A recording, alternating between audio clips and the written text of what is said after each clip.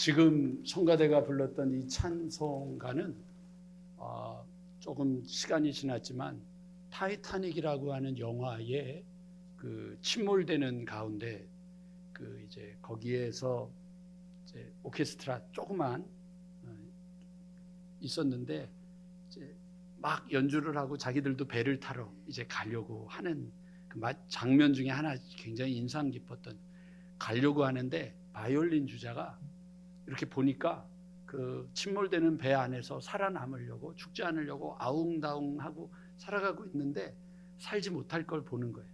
근데 그 가운데서 이 사람이 다른 첼로하고 뭐 베이스, 세컨, 바이올린 다 이렇게 가라고 그러고 혼자서 그 갑판에 서서 바이올린을 연주를 하게 됩니다. 이쯤 되면 이제 딱 찬송가를 쳐주셔야 되는 거예요. 338장 지금 부른 찬송가, 그 이 연주를 시작을 해요. 그런데 가던 다른 주자들, 첼로하고 콘트라베이스하고 뭐 이렇게 악기들을 가지고 있던 사람들이 가다가 그 소리를 듣는 순간에 다시 이렇게 와가지고 같이 연주를 해요. 근데 갑자기 이 연주 소리가 죽어가는 모든 사람들에게 내가 뭘 바라봐야 되지? 내가 어디를 바라봐야 되지를 느끼게 하는 거죠. 나 죽는다. 나 죽는다라고 하는 것 때문에 막 우왕좌왕하고, 그 어느 누구도 이거를 침몰시킬 수 없을 위대한 그 배라고 그랬거든요. 근데 그 배가 빙하를 부딪히고 나서 구멍이 나면서 이제 침몰되어 가는데 이렇게 부르는 거죠. 거기에 있는 노래 가사 일처럼 오늘 여러분, 우리가 오늘도 이 자리에 모여서 338장 여러분 후렴 부분에 보면 이렇게 돼 있잖아요. 내 일생 소원은 늘 찬송하면서 주께 더 나아가기 원합니다. 다 같이 해볼까요? 내 주를 가까이, 내 주를 가까이 하게 함은 십자가 짐 같은 고생이나 짐 같은 고생, 내 일생 소원은, 내 일생 소원은 늘 찬송하면서 주께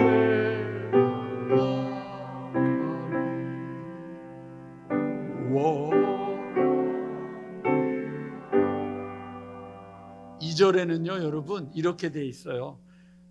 꿈에도 소원이 늘 찬송하면서,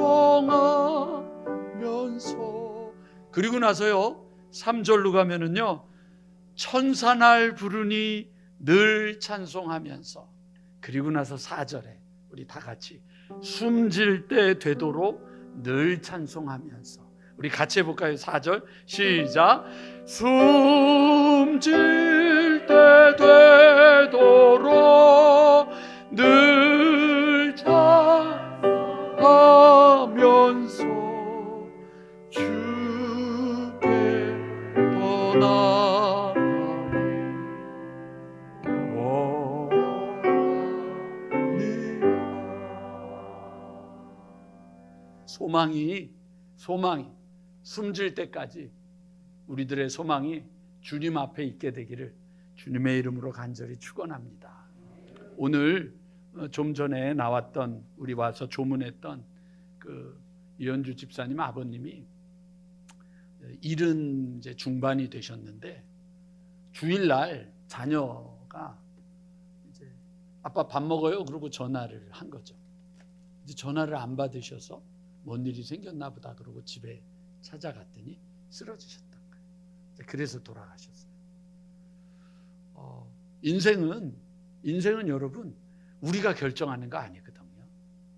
그러니까 우리가 결정하는 인생인데 우리가 태어나는 걸 결정할 수 없고 죽는 걸 결정할 수 없는데 값지게 살아야 되지 않겠습니까? 인생은 값지게 살아야 될 것 같아요. 됐습니다. 들어가 앉으시면 돼요. 오래전에 텔레비전 프로그램을 보다가 좀 지저분한 얘기 같은데 기억이 나는 게 있어요. 그게 뭐냐면 그 당뇨 환자가 이렇게 상처가 나서 피가 나면 그게 제일 위험하잖아요. 왜냐하면 그 피가 멈추질 않으니까. 근데 이제 그 텔레비전 프로그램이 해외에 좀 개발도상국 같아요. 그 해외에 그 당뇨병 환자를 치료하는 민간요법을 설명해 주는 거였었어요. 이제 세상에 이런 일이 뭐 이런 거 있잖아요. 거기에서 그게 뭐였냐면 우리 저 젊은 사람들은 잘 모르는 건데 구더기 있죠, 구더기. 구더기를 그걸 모아가지고 그 상한 부위, 손 거기 막 상해서 피나는 부위에다가 갖다 놓고 이거를 붕대로 칭칭 감아는 거예요.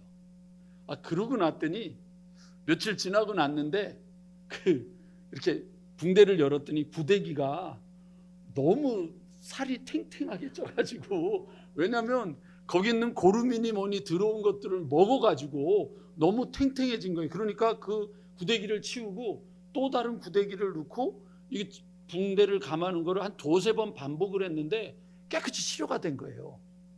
이제 민간요법으로. 근데 뭐 그거 얘기를 하려고 하는 게 아니라 그 아나운서가 그걸 보면서 했던 멘트가 제게 머리에 계속 남아 있어요. 그게 뭐냐면 구더기도 할 일이 있네요.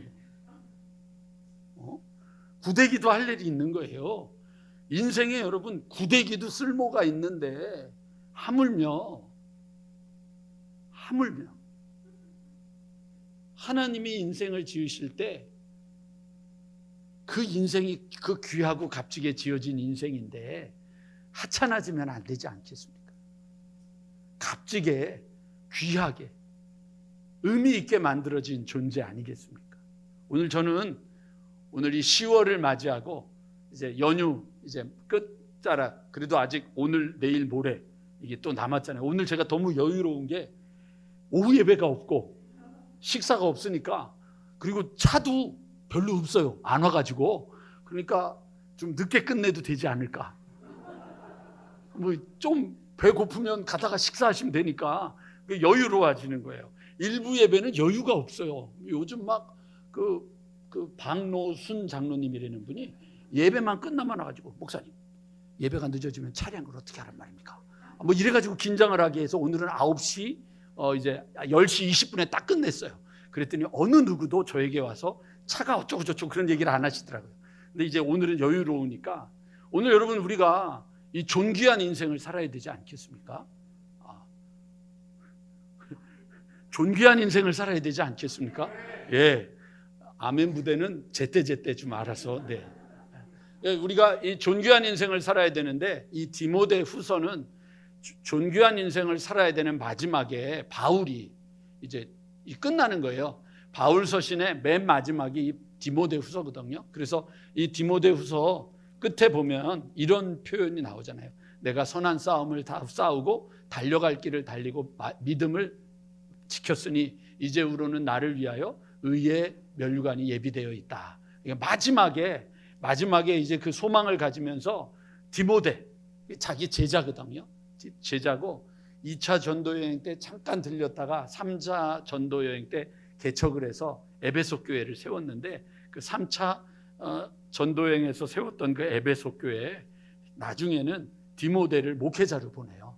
그래서 그 목회를 하고 있는 디모데에게 권면을 해주는 마지막 부탁의 말인데, 저는 이 말씀을 받으면서 우리가 남은 3개월 2023년의 10월, 11월, 12월 그리고 우리가 여러분 쉬는 이 추석은요, 우리가 가지고 있는 추석하고 미국이 가지고 있는 추수감사절하고 나이 차이가 많이 나는 게, 추수감사주일은 다 끝내고 모든 추수가 다 끝낸 다음에 11월 셋째 주에 해요. 근데 저희 나라의 추석은 언제냐면 이제 햇과일이라 그러죠. 이제 과일이 열매를 처음 해서 땄을 때 그때를 시점으로 추석이 시작되는데, 거의 9월 중순쯤 하면 거의 추석이 되는데, 이번에는 윤달이 꼈잖아요. 윤달이 끼니까 조금 뒤로 가가지고 이제 9월 말 이렇게 돼 있어요. 그러니까 이제 우리가 이러한 추석을 맞이하면서 우리도 열매 있는 인생이 돼야 되지 않겠습니까? 그리고 의미 있고 가치 있는 인생을 살아야 되는데 어떻게 해야 될까? 어떻게 해야 될까를 우리가 함께 잠시만 나눠 보았으면 좋겠습니다. 그 첫 번째가 인사를 3절 4절에서 했어요. 그리고 5절로 가서 5절 우리 같이 한번 읽어보도록 하겠습니다. 5절 같이 읽겠습니다. 시작. 내 속에 거짓이 없는 믿음이 있음을 생각함이라. 이 믿음은 먼저 내 외조모 로이스와 내 어머니 유니게 속에 있더니 내 속에도 있는 줄을 확신하노라. 이렇게 돼 있어요. 그 첫 번째 여러분들하고 함께 나누고 싶은 이야기의 처음은 뭐냐면, 여러분 우리의 시작이 무엇인지 꼭 기억해야 되는 거죠. 우리의 시작이 무엇이냐? 시작이 무엇이냐? 오늘 여기에 디모데에게 너의 시작이 무엇이냐라고 하는 그 질문에 대해서 바울은 이렇게 얘기해요. 네 속에 거짓이 없는 믿음이 있는데 이 믿음은 언제? 내 외조모, 외할머니죠. 너희 외할머니 로이스와 내 어머니 유니게 속에 있더니 너에게도 있다. 신앙의 시작을 우리가 제대로 가져야 돼요. 신앙은요, 어디서부터 시작됐는지를 정확하게 알면 신앙에 흔들림이 없어요. 이 흔들림이 없는 거예요. 저의 신앙의 시작은 저희 할머니, 외할머니가 아니라 저희 할머니 때부터 시작됐어요. 저희 할머니가 논산, 충청남도 가야곡면, 논산군 가야곡면 6공리 422번지, 거기가 저희 본적이 된대요. 거기 6공리, 지금도 육곡감리교회를 가면 저희 아버님을 기억하고 저희 할머니를 기억하고 거기에 이제 저희 부여서 씨들이 많이 모여서 살고 있거든요. 그 곳에 가면 그 기억을 하고 있는 분들이 많이 있어요. 그 덕택에 제가 그곳에 가서 설교도 한번 한 적이 있어요. 이게 이제 부흥회를 하는데 저희 아버지를 불렀는데 저희 아버님이 가셔서 이제 부흥회를 하다가 거기 이제 담임 목사한테 내가 부흥회 중에 우리 아들을 좀 나 대신 강사로 썼으면 좋겠다고 얘기할 게 있을 거라. 그래서 제가 가서 하루를 낮 시간을 한번 말씀을 전했던 기억이 나요. 그러니까 이제 거기에 앉아있던 사람들이 다 뭘 보냐면 저게 서목사 아들이야? 이제 그걸 보는 거죠. 저희의 이제 할머니가 이제 김마리아로 이렇게 세례받으면서 이름을 바꿨거든요. 김마리아, 그 손자야? 이러고 얘기를 하는 거죠. 그러니까 우리가 가지고 있는 신앙의 가장 중요한 것은 뭐냐면 내가 누구냐, 내 뿌리를 찾는다고 하는 게 되게 중요한 거예요. 그 뿌리가 없으면은요, 여러분 사람이 지멋대로 사는 거예요. 자기가 하고 싶은 대로 살게 되는 거기 때문에 우리가 알아야 될 가장 중요한 건 뭐냐면 내 뿌리가 누구냐라고 하는 거죠. 오늘 여기에 있는 모든 분들이 그것을 가져야 돼요. 그러면 우리가 우리의 시작이 누구냐를 알고 나면은요, 다 함께 해야 될 게 있어요. 그건 겸손해지는 거예요. 나이가 들어도 겸손해야 돼요. 한번 들어보세요. 요한복음 1장 14절 말씀이 육신이 되어 우리 가운데 거하심에 우리가 그의 영광을 보니 아버지의 독생자의 영광이요 은혜와 진리가 충만하더라. 이 말씀 제가 계속 여러분들하고 함께 나눌 말씀인데, 첫 번째, 말씀이 육신이 되어 우리 가운데 거했다. 하나님이 우리를 찾아오신 거예요. 우리가 하나님을 찾아간 게 아니라고요. 신앙의 시작은 우리가 시작한 게 아니라고요. 말씀이 육신이 되어 우리 가운데 찾아오셨다.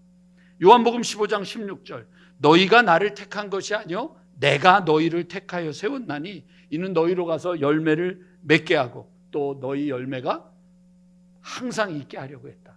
너희가 나를 택한 것이 아니라 내가 너희를 택했다.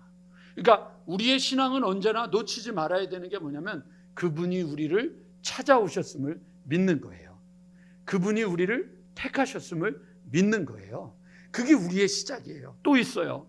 사랑은 여기 있으니 요한일서 4장 10절 우리가 하나님을 사랑한 것이 아니요 하나님이 우리를 사랑하셨다. 그래 놓고는 이 요한 저자가 아주 확인을 해요. 요한일서 4장 10절에 그렇게 말하고 19절에 뭐라고 얘기를 하냐면 우리가 사랑함은 그가 먼저 우리를 사랑했다. 이렇게 얘기를 하는 거예요. 마태복음 4장 19절에 예수님이 베드로를 부를 때 말씀하시되 나를 따라오라. 내가 너희를 사람 낚는 어부가 되게 하려 하시니 9장 9절에도 예수께서 그곳을 떠나 지나가시다가 마테라 하는 사람이 세간에 앉아 있는 것을 보시고 이르시되 나를 따르라 하시니 일어나 따르니라. 그러니까 오늘 이 네 가지, 교회를 다니는 사람들은 이 네 가지 말씀을 꼭 기억해야 되는데, 이 첫 번째, 하나님이 먼저 우리를 찾아오셨다. 두 번째, 하나님이 먼저 우리를 택하셨다. 세 번째, 하나님이 먼저 우리를 사랑하셨다. 네 번째, 하나님이 먼저 우리를 불러주셨다. 그러면 이 사실을 알게 되면은요, 우리의 신앙은 어떻게 되느냐? 겸손해지죠. 내가 뭘 조금 할 줄 안다고 잘난 척할 수 있는 게 아니에요. 교회가 좀 커졌다고, 규모가 좀 커진 교회를 다닌다고. 제가 처음에 경기도 하남에서 목회하고 있을 때 되게 재밌는 일이 있었어요. 한 분이 저희 교회를 찾아오셨는데 이제 좀 가까워지고 나니까 이제 뭐 어떻게 이곳에 오셨습니까? 그랬더니 뭐 어쩌고 저쩌고 그러다가 어느 교회를 다닌대요. 근데 그 교회를 다니면 다니는 거지 왜 어깨에 힘을 주냐고요. 아니 우리 교회, 우리나라에서 제일 큰 교회였거든요. 감리교회에서 제일 큰 교회였는데 자기가 그 교회 다니고 그 권사인데 이제 곧 뭐 장로가 될 차례가 됐는데, 그래서 제가 속으로 장로가 될 차례였으면은 자기 교회를 지키고 있어야지 여길 왜 와? 도망 왔으니까 온 거겠지. 아무것도 아닌데 그런 걸 가지고. 세상에서 제일 어리석은 사람이 누군지 아세요? 50이 넘었는데도 자기가 서울대 나온 거 자랑하는 사람이에요. 더 미련한 게 뭔지 아세요? 그런 사람 보고 저 사람 서울대 나왔대, 서울대 나왔대. 50이 넘어서도 그 얘기하는 사람이에요. 더 어리석은 사람이 누군지 아세요? 우리 아들 서울대 나왔어요. 세상에서 제일 미련한 거예요. 그거는요, 중학교, 고등학교 때 공부를 잘해서 거기를 간 거지. 응? 30대, 40대, 50대 인생은 바뀌는 거죠. 자랑하는 거예요. 자꾸만 그런 거 자랑하는 거예요. 자랑하지 마세요. 그분이 우리를 찾아오셨기 때문에 우리가 여기 앉아 있는 거예요. 그분이 우리를 택하시고, 그분이 우리를 사랑하시고, 그분이 우리를 이끌어 주시는, 이게 자꾸만 착각하면 안 되는 거예요. 하나님이 저에게 환상을 보여주신 때가 있었어요. 안수받고 나서, 제가 안수받고 나서 우리 교인들이 찾아왔어요. 목사님, 안수받은 기념으로 부흥회를 하재요. 그래서 강사를 누구로 할까요? 그랬더니 요번에 안수받으신 분이 부흥회를 했으면 좋겠대. 그 제가 그 젊은 나이에 무슨 부흥회를 해. 그래서 아이고 이거 큰일 났다 그러고 알았다고 그러고는 기도원에 또 올라갔어요. 그래서 기도원에 또 올라가서 금식을 하는데 하나님이 안 보여주시는 거예요. 아무것도 응답을 안 주시는데 그냥 시간마다 하나님이 환상을 보여주시는데 뭘 보여주시냐면 중학교에서 고등학교 갈 때 그때를 보여주시는 거예요. 중학교에서 고등학교 갈 때. 제가 중학교 때 우리 엄마한테도 얘기 안 한 건데 여기 앉아 계셔서 엄청 엉뚱한 짓 많이 했거든요. 근데 삥 뜯는 거 있죠?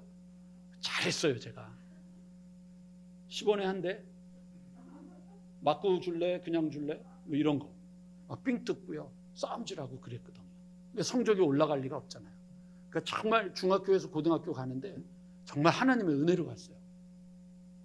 고등학교를 가고 났더니 친구들이 이제 싸움질 옛날에 했다고 와서 또 네가 싸움 좀 한다며 뭐 이러고 막 뭐 이런 애들이 막 나타나고 막 이러는 거예요. 그래서 이제 너무 힘들어하던데 하나님이 그 고등학교 2학년 됐을 때 지금 그 SBS 그 스포츠 이제 주일날마다 스포츠 뉴스를 하고 골프 그가 또 하고 그러는 친구가 있어요. 지금도 텔레비전에 나오는데 그 친구가 너 목사 아들이라며? 이제 이런 거예요. 그래서 왜? 그랬더니만 야 나하고 노래하자. 그래가지고 에베네셀 중창단을 만들어서 그때 이제 노래를 했어요. 그거 덕택에 그 안 했어요. 그 가방에다가 이렇게 사복 넣고 제가 마포에 살았거든요. 여의도를 건너가면 영등포예요. 영등포에 가면 미성년자 절대 관람 불가 뭐 이런 거 영화 있잖아요. 그럼 꼭 2편씩 해주잖아요. 왜 안 살았던 것처럼 그렇게 뻔뻔하게 앉아 계세요? 다 경험을 해놓고. 옛날에 다 그랬잖아요. 1류국장, 2류국장, 뭐 3류국장 해가지고. 그런데 거기 가면 교복 갈아입고 거기에 가 앉아있고, 막 가 앉아있다가 갑자기 방송이 나와요. 학교에서 선생님들이 나왔답니다.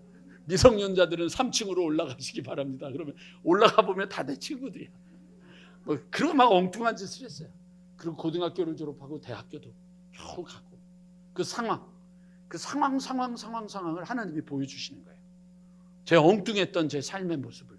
그런데 하나님이 계속해서 보여주시는 마지막이 뭐였냐면, 제가 막 낙심하고 절망해서 막 이렇게 막다른 골목처럼 돼 있는 그것을 막 슉 가고 있는데, 그 막다른 골목을 딱 돌아서는 그 순간 거기 계신 거예요. 거기 계신 거예요. 그러면서 뭐라 그러냐면, 내가 여기서 너 기다렸다. 내가 널 여기서 기다렸다. 나는 없다고 생각했는데, 나는 하나님이 없다고 생각했는데, 나는 하나님이 나를 버렸다고 생각했는데, 나는 하나님 앞에 자격이 없는 자라고 생각했는데, 그 하나님이 그 막다른 골목이라고 생각하고 절망하면서 걸어가고 있는 내 모습, 바로 그 코너에, 거기서 내가 너 여기서 기다리고 있었어. 우리의 시작은 착각하시면 안 돼요. 여기 여러분이 처음 믿으신 분 있죠? 여기 내가 1대입니다. 그거 자랑하는 거 아니에요. 하나님이 찾아오셔서, 불러주셔서, 사랑해 주셔서, 택해 주셔서 시작된 거지. 내가 좀 그러면 안 되는 거예요. 그래서 우리의 시작은 무엇이냐? 시작은 하나님이시다. 이게 바로 우리들의 삶을 풍성하게 만드는 열매 맺는 삶의 첫 번째이라고 하는 사실을 잊어버리시지 않기를 주님의 이름으로 간절히 축원합니다. 이미 설교를 길게 한다고 하니까 체념하셔서 이젠 졸지도 않으시니까 너무 감사해요. 두 번째 여러분 9절로 돌아가서 보세요. 하나님이 우리를 구원하신 거룩하신 소명으로, 구원하사 거룩하신 소명으로 부르심은 우리의 행위대로 하심이 아니요 오직 자기의 뜻과 영원 전부터 그리스도 예수 안에서 우리에게 주신 은혜대로 하심이라. 여기 보시면 딱 나오잖아요. 하나님이 우리를 구원하셨다. 그렇죠? 아까 찾아오시고 택하시고 사랑하시고 부르신 분이 심지어 구원까지 하신 거예요. 구원이 뭔지 아세요? 권사님, 구원이 뭔지 아세요? 10원보다 조금 적은 게 구원이다. 죄송합니다. 역시 우리 교회는 이런 조크가 아직도 통하는 걸 보니까 연로하신 분들이 많으시네. 구원은요, 살아나는 거잖아요. 회복되는 거잖아요. 근데 그 구원마저도 내가 하는 게 아니라 그분이 우리를 찾아오셔서 구원하셨다. 그리고 거룩하신 소명으로 어떻게 하셨다고요? 불러주셨다는 거예요. 그러니까 여기에 이 말이 제일 중요하잖아요. 우리의 행위대로 하심이 아니요 하나님이 자신의 뜻과 영원 전부터 그리스도 예수 안에서 우리에게 대해 주신 은혜대로 하심이라. 은혜대로 하심이라. 이런 거예요. 이런 거. 그래서 하나님이 우리의 시작이라고 하는 걸 믿는 사람들은 두 번째 무엇을 늘 기억하며 살아야 되느냐 하면 우리가 은혜 가운데 있는 존재라고 하는 걸 늘 기억하고 살아야 돼요. 은혜 가운데. 착각하시면 안 된단 말이에요.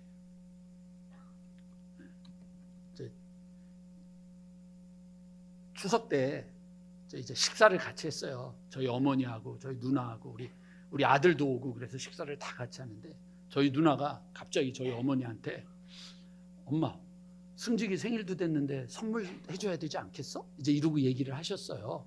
그랬더니 우리 어머니가 눈을 크게 뜨더니 그냥 안 주시면 되잖아.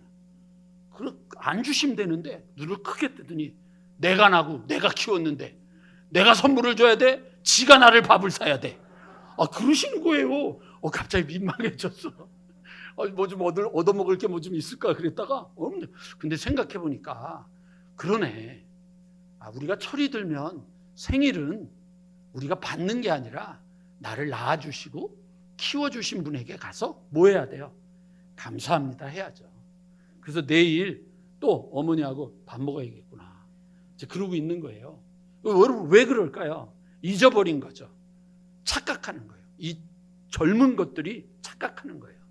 지들이 잘 나가지고 학교 가고 지들이 잘 나가지고 아주 엄마한테 너무 당연하게 그걸 또 당연하게 생각하고 주는 엄마들이 미련 공퉁이야. 용돈 달라 그러면 용돈 주고, 뭐 달라 그러면 뭐 주고. 이제는 커가지고 애까지 낳아놓고는 애도 봐달라 그래. 애도 봐달라. 그랬더니 그 애 봐주는 게 무슨 사명인 줄 알고 그냥 주야. 엄마가 귀한 줄 모르는 거예요. 애를 봐주러 오면 애 봐주는 엄마한테 감사할 줄 알아야 되고, 봉투에다가 넉넉히 넣어서 엄마를 줘야 되는데 엄마 걸 더 뺏어 먹으려고 그러고.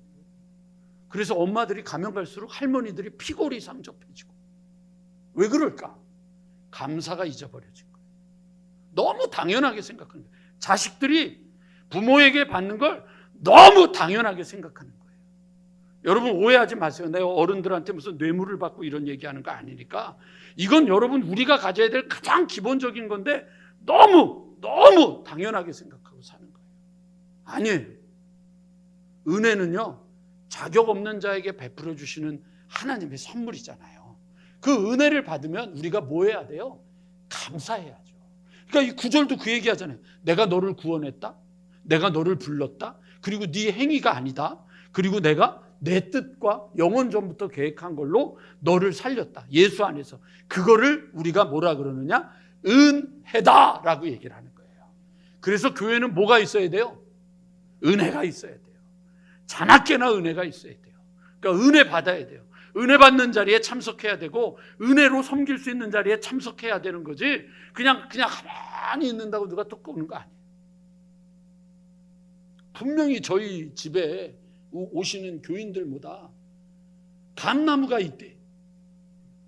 우리 집에 감나무가 있대. 근데 감이 안 보여. 아무리 봐도 안 보이는데 어느 날 감이 하나 떨어졌는데 읽다가 말고 새가 와서 쪘는지 하나가 뚝 떨어져 있어요. 그러더니 며칠 전에 하나가 뚝 떨어져 있어. 2개가 떨어져 있어요. 그런데 어머니가 또 밖에서 저하고 저희 집에 파라솔 해놨잖아요. 거기 앉아 있다가 저 나무는 감나무 같은데 왜 감이 없냐? 그래가지고 또 스마트폰으로 이렇게 해서 확대를 해가지고 설익은 감 매달려 있는 거. 엄마 이거 봐요. 이거잖아. 감나무는 뭐가 열려야 돼요? 감이 열려야죠. 배가 열림? 그건 사이코 배지. 그건 사이코 나무죠. 그건 제대로 안 된 거잖아요. 그러니까 우리가 자녀를 제대로 키우지 않으니까 제대로 안 된 자녀들이 나오는 거 아니겠어요? 제가 뉴질랜드에서 목회를 할 때 목회가 부흥을 했어요. 정말 기적적으로 부흥을 했어요. 한 20명밖에 안 모이던 교회가 한 250명까지 모였으니까 얼마나 많이 부흥했어요. 근데 이 부흥을 했는데 부흥의 원리가 뭔가 그러고 생각을 해봤어요. 부흥의 원리가 뭐냐면 이민을 갔다고 하는 것 자체에 사람들의 마인드가 뭐냐면 자식을 잘 키우고 싶은 거예요. 그러니까 자식들이 좋아하는 교회면 부모들이 가는 거예요. 그런데 다른 교회는 그렇게 안 하는데 저희 교회는 금요일 날 저녁에, 그러니까 이 한국 애들이 금요일 날까지 계속 영어로만 살아가다가 금요일 날 오후가 되면 한국말을 막 마음 놓고 할 수 있으니까 절대로 학교에서 그 자기네 원어를 쓰면 안 되거든요. 영어만 써야 되거든요. 그러니까 금요일 날 오후만 되면 막 신나게 놀고 싶은데 교회를 와가지고 제가 같이 놀아주고 같이 하니까 애들이 교회 오는 걸 너무 좋아하는 거예요. 그러니까 그 애들 때문에 학생부가 부흥하니까 부모들이 오기 시작하고, 그리고 이제 저희 아내가 이제 유치부하고 아동부 챙기고 막 이러니까 교회가 이제 부흥을 하기 시작하니까 어른들이 온 거예요.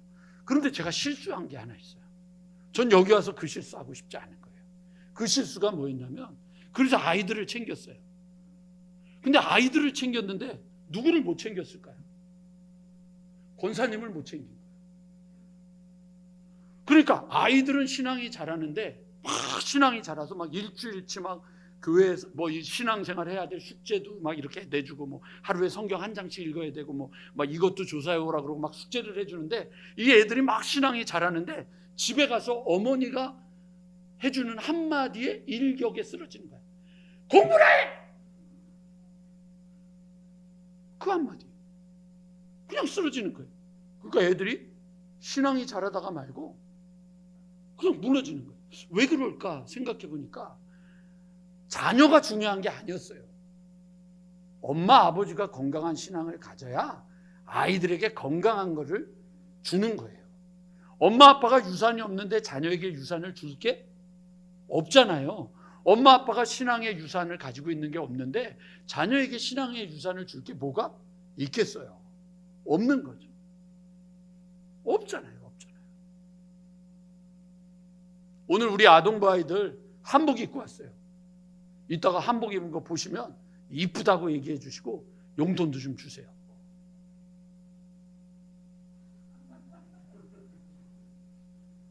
수입이 생기면 좀 저한테도 좀. 여러분 착각하시는 거예요. 이 아이들이 잘 자라도록 해주는 가장 좋은 토양은 아이들을 잘 자라게 해주는 게 아니고 이 아이들에 대해서 가지고 있는 어머니와 아버지의 생각, 어머니와 아버지의 태도, 어머니와 아버지의 마음가짐이 이 아이들을 만드는 것인데 우리들은 그 생각을 놓쳐버리고 그냥 아이들에게 공부 잘하라고, 좋은 학교 가라고, 좋은 데 가라고 그렇게 한 거죠. 전에도 한번 말씀드렸지만 우리 딸이 여기 국민대학교 언론정보학과를 나왔어요. 대학교 때. 얘가 1학년 때 갔다 오더니만 힘들어하는 거야. 왜 그러냐 그랬더니 아빠, 대학교를 다니면서 신앙생활하는 아이들은 정말 안아줘야 돼. 정말 수고했다고 말해야 돼. 대학교 다니면서 아빠 교회 다니는 게 얼마나 힘든 줄 알아? 동아리에 참석했대요. 뮤지컬 동아리에 참석을 했더니 이제 얘가 뭘 좀 제대로 하는 게 있는지 거기서 뽑아준다고 막 스카우트 하니까 우리 딸이 그랬대요. 조건을 달았대요. 우리 아버지는 하도 고지식해서, 그리고 우리 아버지는 목사라서 10시 이후에 들어가면 안 되기 때문에 연습을 하다가도 9시에는 들어가야 된다. 그랬더니 희귀동물이 온 거 아니에요. 그랬더니 안 뽑으려고 그랬는데 애가 하도 재능이 있으니까 뽑아줬다는 거예요. 그래서 연습하다가 말고 우리 아버지가 목사인데 10시까지 가야 된다. 그리고 집에 가니까 아무도 뭐라 그러지 못하는데 데리고 있던 거예요. 근데 어느 날 회식 자리가 돼서 술 먹으러 갔는데 술 먹으라는 거예요. 그래서 안 먹는다 그랬더니 막 선배들이 난리가 나서 막 죽이려고 그러는데 옆에 있던 애가 하나가 그러더래요. 선배님, 제가 흑기사 하면 안 되겠습니까? 그러더라는 거예요. 그래서 그래 해라. 그랬더니 그 흑기사 한다고 몇 명 애들이 홀짝홀짝 술을 대신 마셔서 얘가 안 마셨대. 그러니까 얘는 이제 우리 딸은 고마워가지고 그 흑기사 했던 친구들하고 카페 가서 나중에 커피를 마시러 갔대. 그랬더니 그 이제 커피를 마시러 갔더니 그 친구들이 커피 마시면서 그랬대. 나도 교회 다녀. 나도 교회 다녀. 그런데 도저히 나 교회 다닌다는 말을 못 하겠다는 거예요. 못 하겠는데 네가 그러고 나오는데 너만은 지켜줘야 될 것 같더래. 너만은 지켜줘야 될 것 같더라는 거예요. 그러면서 그 안에서 애들이 신앙을 같이 이야기하고 회복되는 일들이 벌어진 거예요. 대학을 가면 여러분 교회를 다닌다고요? 여기 중고등부 자녀를 두신 우리 부모님들, 애들이 대학교 가면 신앙이 좋아질 거라고요? 세상에 그런 거짓말 중에 사단도 그런 거짓말은 안 해요. 말도 안 되는 소리를 하는 거예요. 중학교 고등학교 때 공부하느냐고 정신을 못 차렸던 애들이 대학을 가고 나면 통제에서 풀려났는데, 여러분 모든 것을 내 마음대로 할 수 있는데 무슨 교회를 가겠어요? 근데 엄마 아빠들이 착각하는 거예요. 뭘 착각해요? 하나님의 은혜가 내 자식에게 있고 내 남편에게 있어야 되는 게 아니라 나에게 있어야 되는 것을 잊어버리는 거예요. 은혜 받으세요. 은혜 받는 일에 게을러지시면 안 돼요. 믿음으로 시작하는 사람들, 믿음의 출발을 가진 사람은 하나님이 우리의 출발이라는 걸 깨달았으면 그 다음엔 계속해서 뭐가 있어야 되느냐? 우리 안에 은혜가 들어와야 되는, 하나님의 역사가 계속 있어야 되는, 하나님의 임재하심이 계속 있어야 되는 일이 벌어지는 거예요. 그게 없으면 여러분 우리는 무너져요. 제가 뉴질랜드에 가서 목회를 하면서 하나님이 주셨던 5가지가 있어요. 다음 주에 제가 그걸 좀 길게 설명을 하겠지만 오늘 간단하게 말씀드릴게요. 7, 80년대에 80%까지 기독교인이라고 했던 사람들이 2001년 제가 뉴질랜드를 갈 때 출석교인이 3%로 죽었어요.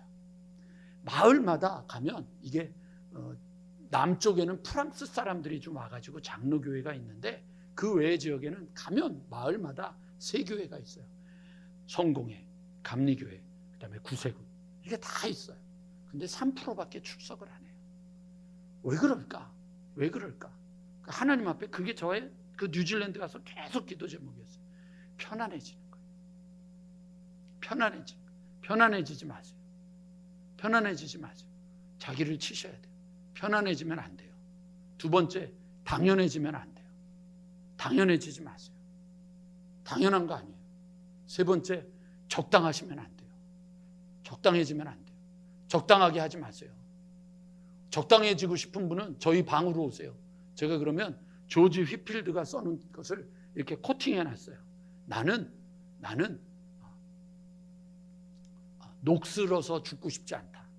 나는 달아서 쓰고 써서 달아서 내가 주님 앞에 가고 싶다.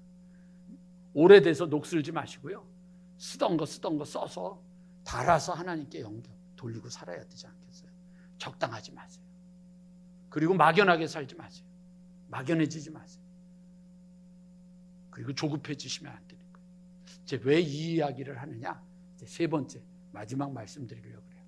자, 우리 사진을 하나를 좀 보도록 하겠습니다. 사진 하나 보여주시고요. 좀 흐려서 잘 안 보이니까 앞에 조명 좀 잠깐 꺼주세요. 여러분들이 보고 있는 이 사진은요, 가평에 가면 그 이동원 목사님이 만들어 놓은 필그림 하우스라고 하는 수양관이 있어요. 수양관으로 이렇게 차가 올라가면 왼쪽으로는 건물이 크게 있고요. 오른쪽으로는요, 거기에 이렇게 순례자의 길 이래가지고 철로 역정 있죠. 존 버년이 썼던 그 철로 역정의 과정을 이렇게 만들어 놨어요. 이렇게 막 다 만들어 놔서 처음부터 끝까지 그 과정이 이렇게 여정이 되어 있는데, 그 여정 중에 한 군데의 장면인데, 이거는 두 장면이 아니고요, 똑같은 벽인데요. 여러분들이 볼 때는 오른쪽이군요. 여러분들이 볼 때 오른쪽에 있는 것은 앞면이고요. 그 다음에 여러분들이 볼 땐 왼쪽은 뒷면이에요. 그 앞쪽에 여러분들 저 앞에 툭 튀어나온 것에 이렇게 물병 같은 게 있잖아요. 이 물병은 물병이 아니고 예수님, 성령님이 기름을 붓고 있는 거예요. 이해되셨죠? 벽난로에다가 기름을 붓고 있는 거예요. 그 뒤에 여러분 사람이 있죠. 꼬리 달린, 이건 마귀예요. 마귀도 지금 뭘 붓고 있잖아요. 이거는 뭐냐면 물을 붓고 있는 거예요. 이 사진을 여러분 잊어버리지 말아야 되는 게, 하나님의 믿음으로 시작을 하고 그 다음에 우리가 은혜 가운데 있을 때 항상 마귀는 우리가 살고 있는 이 세상 속에서 제일 부지런하고 제일 성실한 존재가 마귀예요. 하나님 말고 이 땅에 존재하는 모든 존재 중에서 가장 성실한 존재, 가장 부지런한 존재, 가장 열심히 있는 존재는 누구냐면 마귀예요. 그러니까 마귀는 우리가 은혜를 받기 시작한 날부터 뭘 하죠? 물 붓는 거예요. 우리가 받고 있는 은혜의 불이 꺼지도록 계속해서 물을 붓고 있는 거예요. 지금도 꾸준히, 지금도 그러는 거예요. 그러니까 여러분 지금 말씀을 듣고 있는데 여러분들 졸리잖아요. 목요일 쉬었죠? 금요일 쉬었죠? 토요일 쉬었죠? 목요일 먹었죠? 금요일 먹었죠? 토요일 먹었죠? 그리고 여러분 목요일 봤죠? 텔레비전. 금요일 봤죠? 토요일 봤죠? 그래 얼마나 피곤해요. 그리고 여기 딱 와 앉았더니 귀신이 와서 얘기하는 거예요. 주님은 사랑하시는 자에게 잠을 주시는도다. 그러니까 어떻게 해요? 눈이 이렇게 서서서 잠기는 거예요. 이렇게 되는 거예요. 그게 여러분 단순히 너무 피곤해서가 아니에요. 은혜 받는 걸 제일 싫어하는 존재는 마귀예요. 우리가 하나님 안에서 살아가는 걸 제일 싫어하는 존재는 마귀예요. 그러니까 조그만 것도 별것도 아닌 것에 상처받게 만드는 거예요. 그래서 계속 지금 물을 붓고 있는 거예요. 근데 지금도 주님은 우리에게 뭘 주시는 거죠? 성령을 부어주시거든요. 근데 아무리 성령을 부어주셔도 우리가 정신을 차려야죠. 우리 모두가 정신을 차려야죠. 그게 오늘 여러분 본문에 있는 6절 말씀이에요. 오늘 다른 것보다 이제 사진 치우고 6절 말씀 보도록 하겠습니다. 같이 한번 읽어보겠습니다. 시작.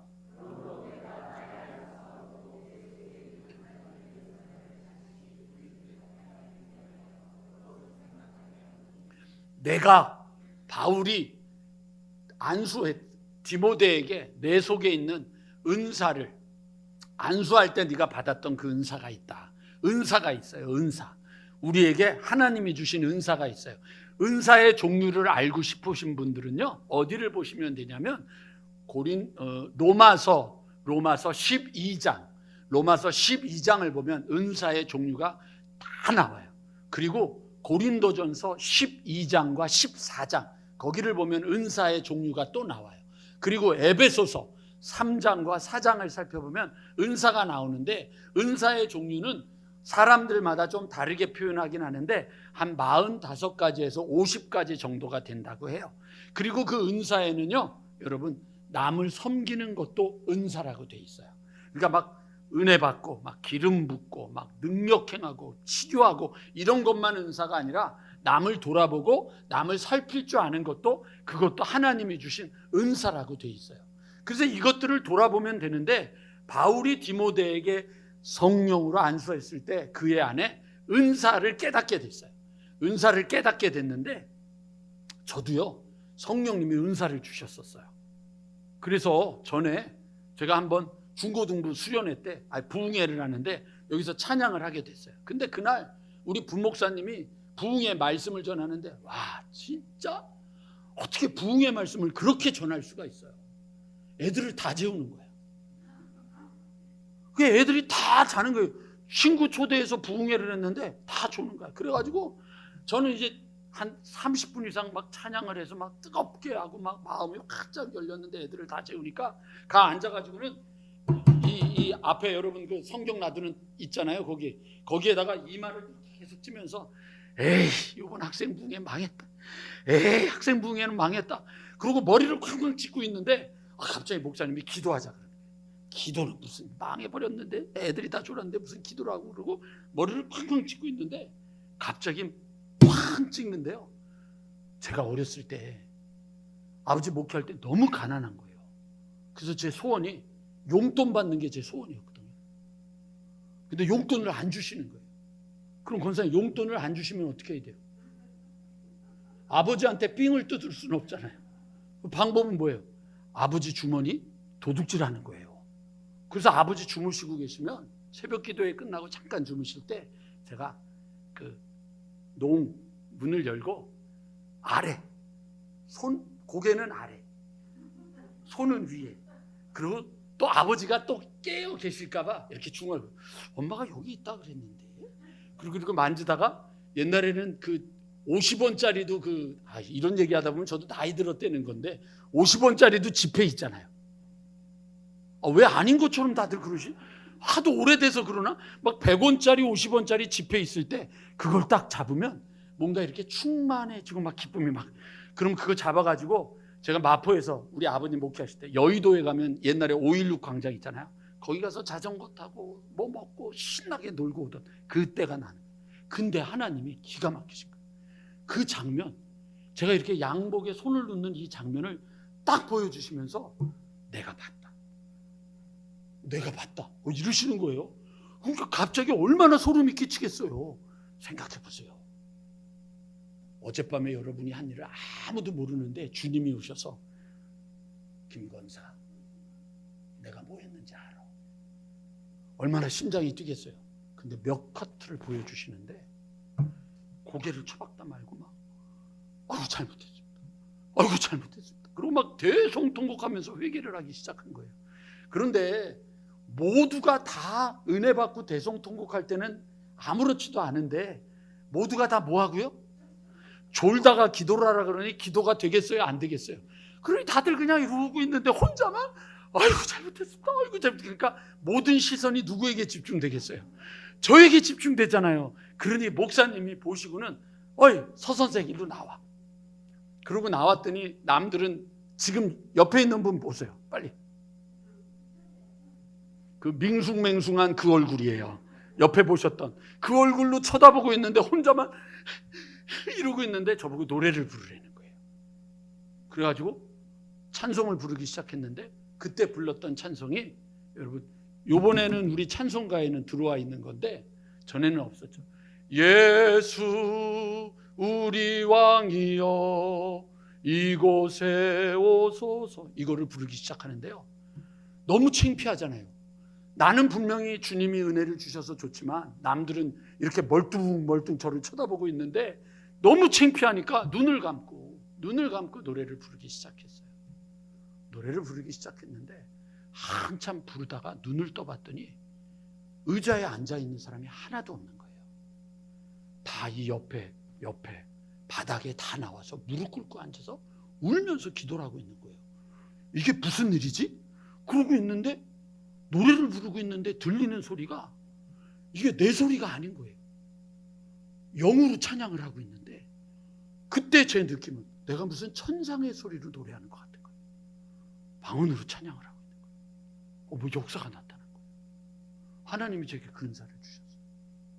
요번에 장로회 개사회를 끝나고 났는데 다른 교회 장로님 두 분이 저를 와서 남자분이 여자분이 아니고 갑자기 저를 이렇게 허그하면서 목사님 사랑합니다. 왜 이러지? 이분이 왜 이러지?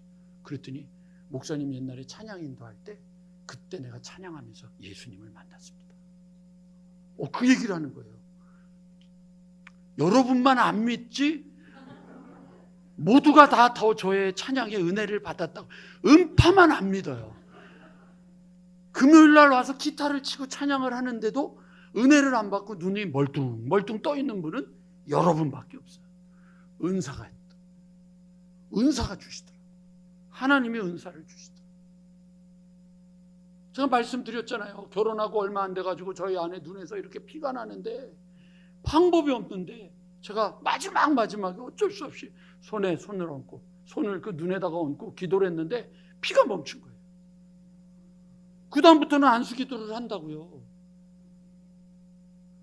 안 믿는 사람은 음파교인밖에 없어요. 와서 기도해 준다고 그래도 안 와요. 들어오면 죽는 줄 아나 봐. 우리 방에 무슨 총이 있는 줄 아나. 기도를 해드린다 그래요. 은사가 있어요.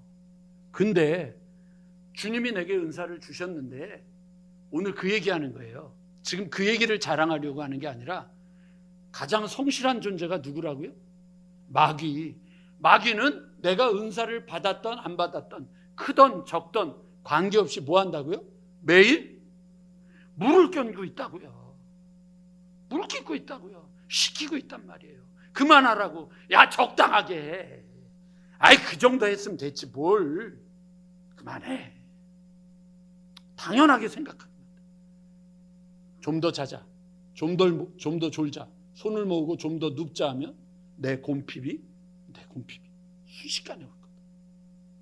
편안하라.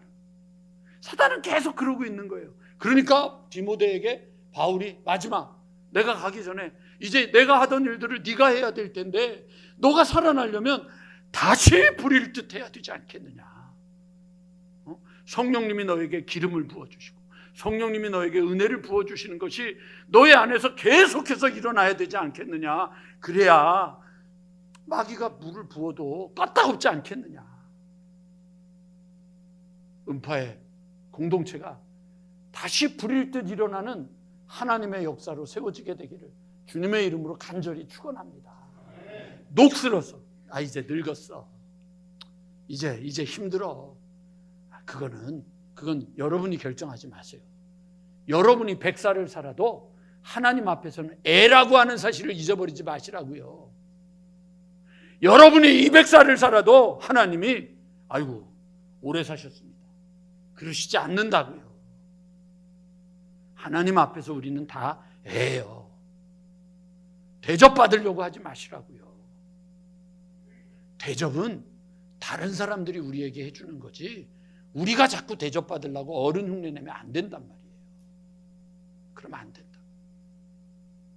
이 목사가 늘 조심해야 되는 게 그거잖아요. 나이 많은 어른도 젊은 사람들은 안 그래. 나이 많은 어른들도 와가지고 목사님 대접하겠다. 지난주에도 내가 대접받았잖아요. 아주 묵으로 묵사발이 났어요. 아주 대접을 얼마나 잘 받았는지 몰라요. 감사하게. 근데 어른들이 식사도 안 해. 목사님 먼저 먹으라고. 내가 어른이라고 그래도 목사님 먼저 드세요 그러고 다 앉아 계신 거예요. 제가 대접을 받다 보니까 내가 착각한단 말이에요. 어른인 줄 안다고요. 아니에요. 아니라고요. 여러분 모두도 다 똑같아요. 대접받으려고 하지 말고 주님 앞에서 끊임없이 성령의 불일 듯 일어서 여러분 힘있게 사셔야죠. 힘있게 사셔야죠. 힘있게 사셔야죠.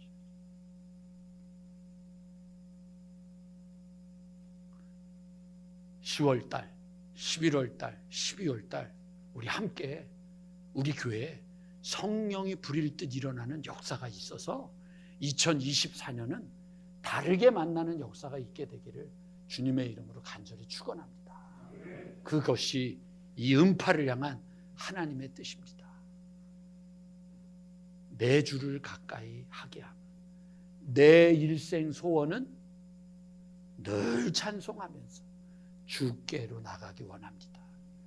방황하는 수많은 이 시대 속에서 뭔가 채워지지 않는 그 공허함을 채우기 위해서 정신없이 살아가는 이 세대 속에서 어제도 밤에 나갔더니 가게들마다 그냥 사람들이 북적북적거리는 거예요. 왜? 먹는 걸로 내 속을 채우느냐.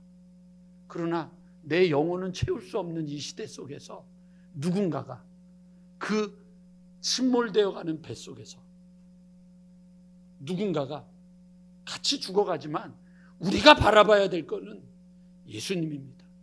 내 일생 소원은 주 찬양하면서 그렇게 바이올린을 연주했던 그것처럼 우리 모두가 다시 우리들 주변의 사람들에게 아니다, 이 정신없이 살아가는 이 시대의 한복판에서 주님을 바라보는 것이 우리가 해야 될 일이라고 외칠 줄 아는 믿음의 걸음이 음파에 있게 되기를 주님의 이름으로 간절히 축원합니다.